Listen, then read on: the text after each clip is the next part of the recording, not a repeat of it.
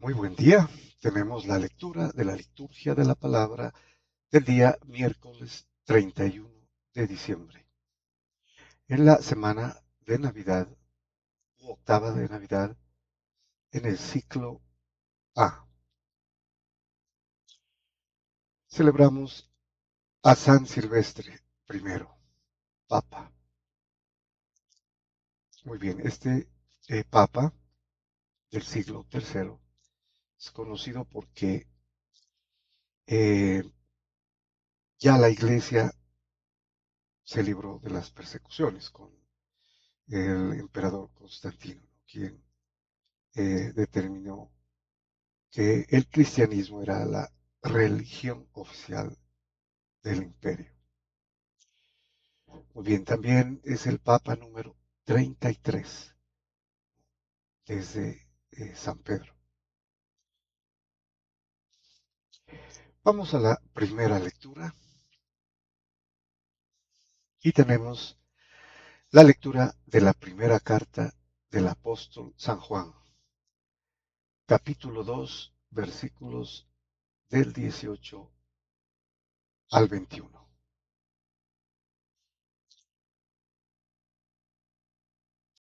Bueno, nos dice entonces San Juan, ¿no? Y especialmente a los primeros cristianos. Hijos míos, es la última hora. Han oído que iba a venir un anticristo. Pues bien, muchos anticristos han aparecido, por lo cual nos damos cuenta de que es la última hora. Bueno, aquí hay que hacer una observación importante y es que San Juan es el único que utiliza el término anticristo, ¿no? Y lo explica muy bien. Entonces el anticristo para San Juan, pues no es una sola, ¿no? Persona, son varios, posiblemente una comunidad, un grupo. Y como veremos, son los herejes, ¿no? Los que salieron, son los que se apartaron, los que se desprendieron, digámoslo así, ¿no? Del cuerpo místico del Señor Jesucristo, que es la Iglesia Católica. Bueno, entonces él continúa y va a explicarlo, ¿no? Salieron de entre nosotros, pero no eran de los nuestros. Bueno, aquí también es importante. Eran cristianos, o sea, hacían parte de la comunidad, pero no completamente, ¿no?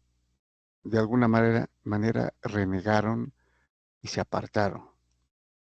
Y obviamente sabemos que el anticristo o los anticristos que menciona San Juan son quienes niegan a Jesucristo, que vino en la carne y es la segunda persona de la Santísima Trinidad, Dios mismo, ¿no?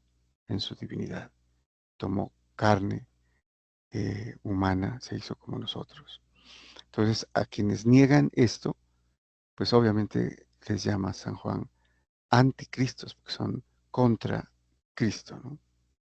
Bueno, continúa.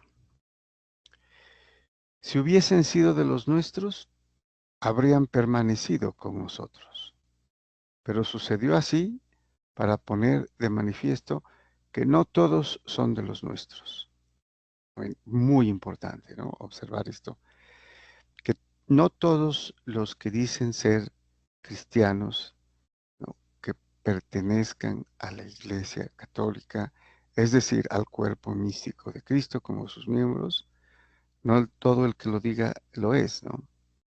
No todos son de los nuestros. Pues sabemos que hay muchos que no lo son, se han separado, ¿no? De la Iglesia. En cuanto a ustedes, están ungidos por el Santo, y todos ustedes lo conocen. Les he escrito no porque desconozcan la verdad, sino porque la conocen, porque ninguna mentira viene de la verdad. Entonces le está escribiendo San Pablo, obviamente, a, a los verdaderos cristianos, ¿no? A los miembros del cuerpo místico de Cristo, que es la Iglesia. a los que no han renegado, a los que no han negado a Jesucristo, ¿no? Que es precisamente quienes salieron, dice, quienes salieron de nosotros, ya no son de nosotros, ¿no? Eran de nosotros, pero ya no son. Entonces, este no se dirige a los paganos, a los gentiles, ¿no? Se dirige a los cristianos que dejaron de serlo porque se separaron del cuerpo. Como todo miembro que se separa del cuerpo, muere, ¿no? Ya no es de Cristo. Entonces, aquí es importante la metáfora que utiliza San Juan en el capítulo 15, ¿no? ¿No? Y lo dice el Señor, yo soy la vid y ustedes son mis ramas, mis racimos que dan fruto, ¿no? Pero si están conmigo, si están, se hacen parte del árbol, ¿no? De la vid. Porque si se separan, mueren. Ya no están alimentados por la savia de la vid para producir la uva, ¿no? Se los corta, se los quema. Bueno, muy bien. Vamos entonces a eh, al Salmo responsorial. Tenemos el Salmo 95, cuyo responso es: alegre es el cielo, goce la tierra. Este también es otro salmo eh, de alabanza, ¿no? De, de alegría, de acción de gracias. Se canta al Señor, no se lo alaba. Y eh, prácticamente estos salmos son corticos. Inicialmente invita al pueblo, ¿no? Al pueblo judío, al pueblo de Dios, al primer pueblo de Dios, para que lo haga, ¿no? Alabe, cante, le dé gracias. Luego lo hace a todas las naciones y luego hace la invitación a toda la naturaleza. Nosotros veremos el primero y el tercer caso.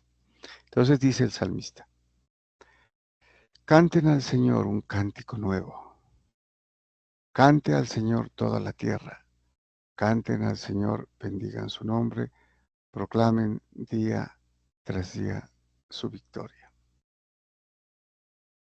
Alegres el cielo, goce la tierra, retumbe el mar y cuanto lo llena, vitoreen los campos y cuanto hay en ellos, aclamen los árboles del bosque.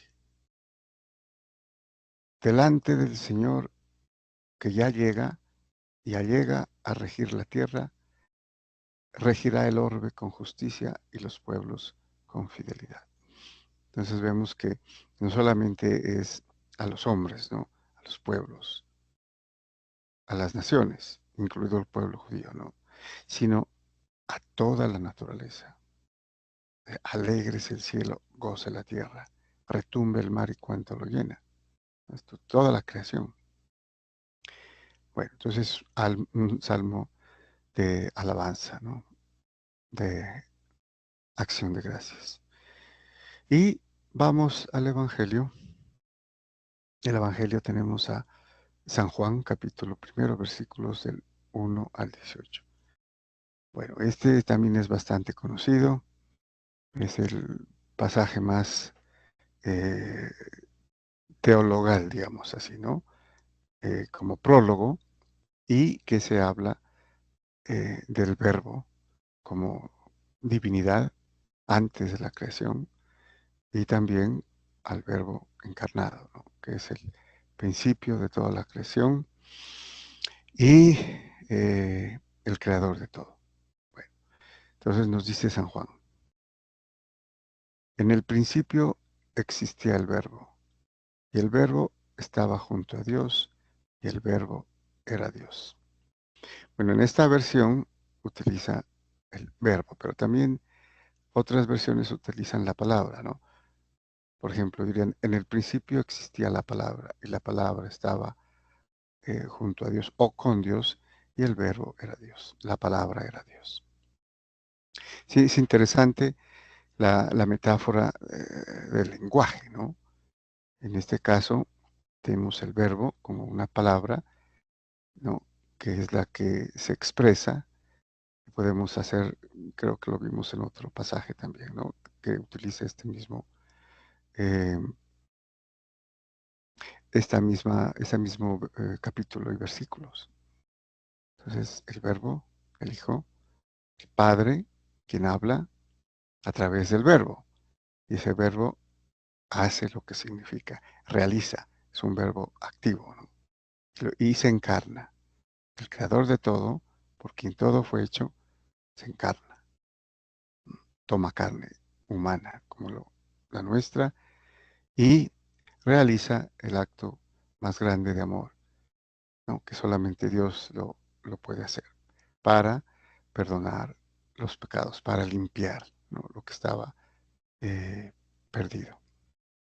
Bueno, continuamos con el pasaje de San Juan. Entonces, retomemos, ¿no? En el principio existía el verbo y el verbo estaba junto a Dios y el verbo era Dios. Él estaba en el principio junto a Dios. Por medio de él se hizo todo, por medio del verbo, ¿no? Y sin él no se hizo nada de cuanto se ha hecho. Podemos tener aquí un eco en el Génesis, ¿no? Primer capítulo del Génesis, el versículo 3. Y Dios dijo, hágase la luz, y se hizo la luz, ¿no? Entonces, habla el Padre, su palabra realiza y crea. Bueno, continuamos. En él estaba la vida, y la vida era la luz de los hombres, y la luz brillaba en la tiniebla, y la tiniebla no lo recibió. Surgió un hombre enviado por Dios que se llamaba Juan, Juan el Bautista. Este venía como testigo para dar testimonio de la luz, para que todos creyeran por medio de él. No era él la luz, sino el que daba testimonio de la luz. O sea, San Juan era el precursor, digámoslo, ¿no? Que venía a anunciar la llegada de, del Mesías. El Verbo era la luz verdadera que alumbra a todo hombre viniendo al mundo. En el mundo estaba, el mundo se hizo por medio de él y el mundo no lo conoció. Vino a su casa, a los suyos, y no lo recibieron. Pero a cuantos lo recibieron, les dio poder para ser hijos de Dios, los que creen en su nombre, que es los que creen en su persona, que es la persona de la Santísima Trinidad, la segunda persona. Entonces, a quienes los recibieron, les dio poder para ser hijos de Dios. No los hizo hijos de Dios, ¿no? Sino que les dio poder. Aquí hay que entender que el poder está en la decisión de hacerse parte del cuerpo místico de Cristo a través del sacramento, ¿no? Entonces, en ese sentido tenemos el poder. Y los padres lo hacen por sus hijos, ¿no? Y en esa época, ya adultos, pues obviamente los primeros cristianos se hacían, los primeros creyentes, ¿no? Tomaban la decisión y se empoderaban, ¿no? A través del sacramento para ser hijos de Dios. Bueno, entonces estos no han nacido de sangre, ni deseo de carne, ni deseo de varón, sino que han nacido de Dios. Y el Verbo se hizo carne y habitó entre nosotros. Y hemos contemplado su gloria, gloria como del unigénito del Padre, lleno de gracia y de verdad. Juan da testimonio de él y grita diciendo, este es de quien dije, el que viene detrás de mí se ha puesto delante de mí porque existía antes que yo. Bueno, sabemos que la diferencia del nacimiento entre Juan el Bautista y Jesús es de 6 meses, ¿no? O sea, primero nació Juan el Bautista, a los 6 meses nació Jesucristo. Entonces Juan es mayor, ¿no? Pero aquí lo dice no refiriéndose a esa edad cronológica, sino al origen y a la naturaleza, ¿no? Este es el de quien dije, el que viene detrás de mí, se ha puesto delante de mí porque existía antes que yo. Claro, ¿no? El mismo Dios, el creador de todo, existía antes que yo. Pues de su plenitud todos hemos recibido gracia tras gracia, porque la ley se dio por medio de Moisés.